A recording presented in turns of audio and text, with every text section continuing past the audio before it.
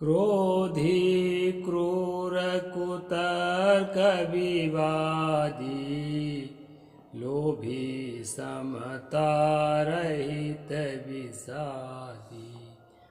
अस गुरु का बाहु भूल ना कीजे, इनको दूर हिते तज दीजिए।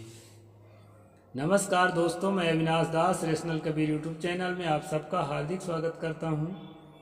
साथियों, चैनल को सब्सक्राइब ना किए हों सब्सक्राइब जरूर करें। और मित्रों, एक निवेदन, विशेष निवेदन, आपसे करबद्ध निवेदन, हाथ जोड़कर शेयर जरूर करें, क्योंकि मेरा छोटा सा चैनल है, मेरे पास कोई संसाधन नहीं है, इसलिए सादा वीडियो बनाता हूं दोस्तों। और कंपनी जो है नोटिफिकेशन बांटने में कतराती है, इसलिए आप लोग जो है इस चैनल को विकसित करने के लिए शेयर ज़रूर करें, लाइक करें, कमेंट करें। तो साथियों, मैंने 2 चौपाई आपके सामने रखी है। इन चौपाइयों का हल्का सा अर्थ करके फिर आज की बात बताऊं। यहाँ पर चौपाई के रचनाकार ने कहा है, जो आदमी गुस्सैल हो अर्थात क्रोधी हो और क्रूर हो, दुष्ट स्वभाव का हो, निर्दय हो और कुतर्क करता हो।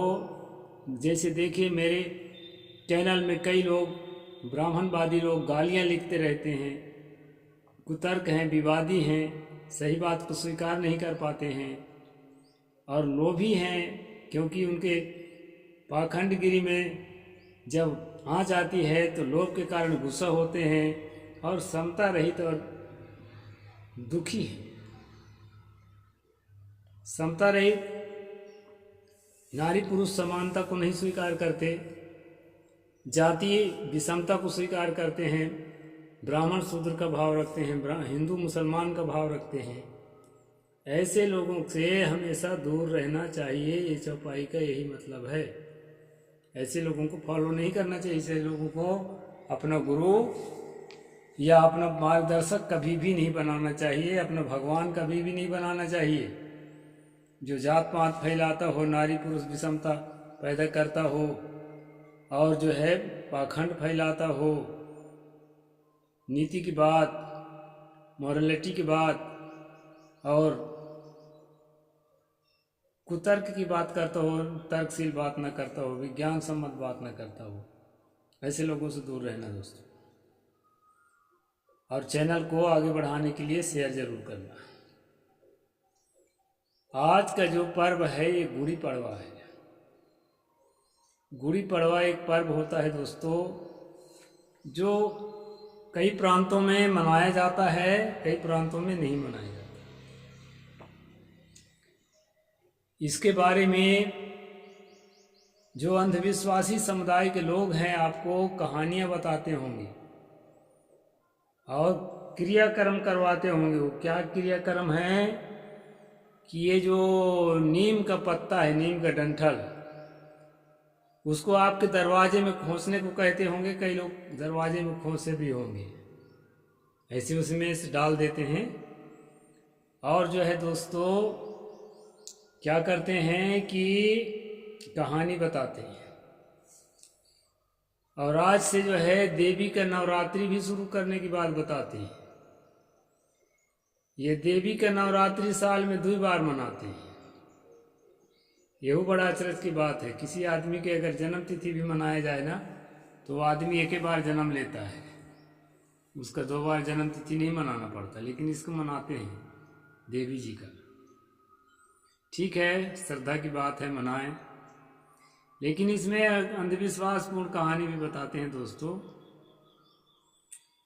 कि राम जी के और सुग्रीव जी की जो मित्रता हो गई, तो सुग्रीव जी ने अपने तकलीफ की बात बताई और उसके तकलीफ की बात सुनने के बाद राम जी जो है ना, सुन सुग्रीव मारी हम बाली ही एक बान, अब ब्रह्म रूप शरणागत गए न बरी है प्राण।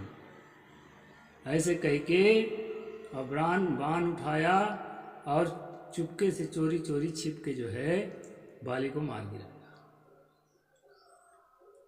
तो सुग्रीव जो है अपने भाई को मरवा के भ्रात घाती बन के और क्या काम किया कि जश्न मनाया।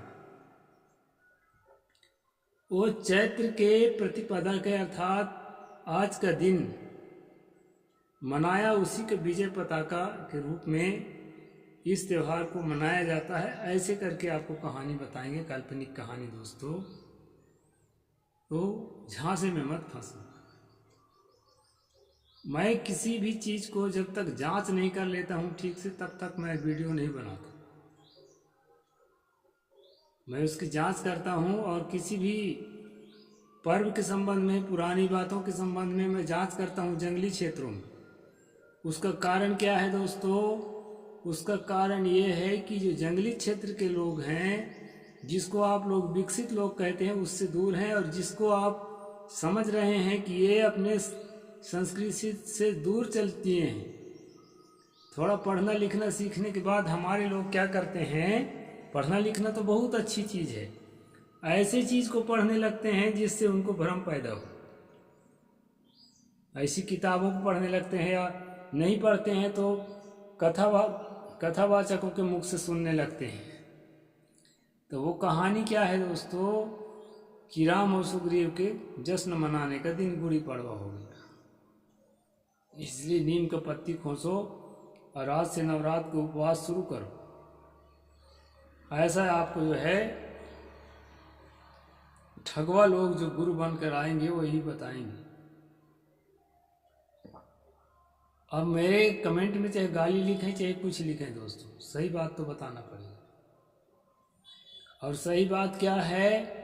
सही बात यह है दोस्तों, हमारे सम्यक कल्चर में जितने भी पर्व हैं, जितने भी रीति रिवाज हैं, वो सब के सब कृषि से, खेती से जुड़े हुए हैं। क्योंकि हमारे पुरखे शुद्ध शाकाहारी होते थे और खेती करते थे दोस्तों, वैदिक कल्चर के स्थापित होने के पहले। ये सम्यक कल्चर को वैदिक कल्चर के काउंटर में बाद में पैदा हुआ, ऐसा अपनी किताबों में लिखते हैं और ऐसा आपको बताते भी हैं, और आपको भी ऐसा लगता है। लेकिन ये सच नहीं है दोस्तों, इतिहास भी गलत पढ़ाया जाता है। सच ये है कि ये सम्यक कल्चर ही भारत का मूल कल्चर है, कृषि प्रधान कल्चर।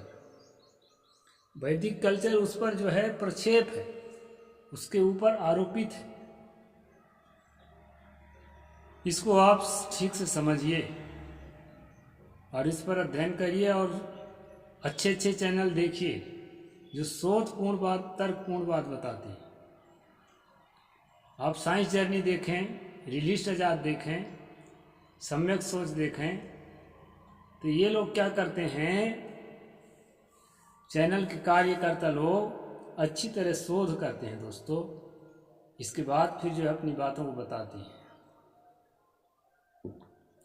और मैं भले छोटा सा चैनल चलाता हूँ, लेकिन किसी बात को अच्छी तरह से जांच परख किए बिना मैं वीडियो नहीं बनाता। गुड़ी पड़वा का जो मूल जो कारण है दोस्तों क्या है, वो मैं आपको बता रहा हूँ। मैं ये बता चुका हूँ कि हमारा देश कृषि प्रधान है शुरू से। हमारे पूर्वज शुद्ध शाकाहारी और दया करुणा की मूर्ति हुआ करते थे, इसलिए जो है इनका काम खेती करना है, और खेती के औजारों को भी सम्मान करते थे, लोहे का औजार, लकड़ी का औजार, और खेती में काम करने वाले पशुओं को भी सम्मान करते थे। ट्रैक्टर वेक्टर थोड़े रहा है, हार्वेस्टर, थ्रेसर वगैरह कुछ नहीं था, ये तो आप सब जानते हैं। तो ये जो है ना, अपने हल को, नांगर को, उसको सम्मान करते थे, बखर को सम्मान करते थे, और उसमें काम करने वाले बैल और भैंसा को भी सम्मान करते थे। आप जानते हैं कि जब ये पहले ट्यूबवेल वगैरह, नहर वगैरह नहीं थे, तो क्या होता था, ज़मीन बहुत कड़ी हो जाती थी, और कड़ी ज़मीन में बैल जो है भैंसा से कम ताकतवर होता है, वो नहीं काम कर सकता था। तो भैंसा को क्या करते थे दोस्तों, उसी को हल में जोतते थे, और जो है अलसी है और मसूर है, और भी उन्हारी की फसल है, चना है, गेहूं है, ये जौ है, ये सब की खेती करते थे। तो इसमें भैंसा का योगदान ज़्यादा होता था। इस फसल में भैंसा का योगदान ज़्यादा होता था। बरसात की फसल में भैंसा का योगदान कम होता था, क्योंकि कीचड़ में प्रायः भैंसा बैठता है तो काम करने में थोड़ा ढीला पड़ जाता है। अब इस महीने में भी जल्दी से उसके सांस फूलने लगते हैं, गर्मी बर्दाश्त नहीं कर पाता, तो दोस्तों उस पर पानी डाला जाता है। ये काम कराने के बाद जो है उसको पानी में ले जाया जाता है। तो ये होता क्या था कि अधिक बलवान होने के कारण भैंसा का उपयोग इस फसल में ज़्यादा किया जाया रहता है। आज जब फसल पक कर तैयार हुआ, कटनी काट के तैयार किए, तो ये सब चीज़ों को सम्मान किया जाता था। और भैंसा को जो है ग्रामीण भाषा में आज भी पाड़वा कहते हैं। गुड़ी पाड़वा का मतलब है गुणवान भैंसा, ताकतवर भैंसा, जो रबी की फसल को कुशलतापूर्वक पैदा करने में साथ दिया। इसलिए उसका सम्मान करने के लिए गुड़ी पाड़वा को शुरुआत किया गया था दोस्तों, यानी भैंसा का सम्मान करने के लिए शुरू किया गया था। लेकिन इसमें धार्मिक कहानी बता के, नवरात्रि वाला कहानी बता के, और जो है हमारे सीधे साधे भोले भाले पुरखों को बेवकूफ़ बना करके भटका दिया गया। त्योहार हमारा ही था, लेकिन इस त्योहार को जो है अपने तरह तरह के कर्मकांडों में, तरह तरह के रीति रिवाजों में, तरह तरह के कर्मकांडों में फंसाने के लिए कन्वर्ट कर दिए गए दोस्तों। और ये मैं जंगली क्षेत्रों में जो अभी ज़्यादा हिंदूगिरी, ईसाईगिरी, मुसलमानगिरी नहीं कर रहे हैं, जो शुद्ध भारतीय हैं कहना चाहिए, ऐसे लोगों के बीच जा जा करके मैं ये सब चीज़ निकाल के लाता हूँ, क्योंकि वो अभी शुद्ध हैं, सम्यक कल्चर को समझ रहे हैं।